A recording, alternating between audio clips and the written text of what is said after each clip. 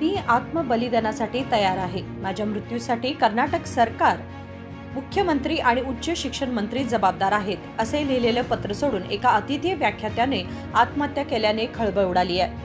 आत्महत्येचं पत्र लिहून हरवलेले अतिथी व्याख्याता म्हणजे चिकोडी येथील नेमिनाथ तपकिरे। सध्या चिकोडी पोलिसांकडून त्यांची शोध मोहीम सुरू आहे। गेल्या 6 दिवसांपासून शिक्षक नेमिनाथ तपकिरे हे बेपत्ता आहेत। यापूर्वी देखील काही संकटांमुळे ते हरवले होते आणि नंतर परत आले होते। ते गेल्या 8 वर्षांपासून अतिथी व्याख्याता म्हणून कार्यरत होते। सरकारकडून अतिथी व्याख्यात्यांना कोणतीही आर्थिक हमी नसल्यामुळे राज्यभरातील अतिथी शिक्षक सरकारवर दबाव आणत आहेत।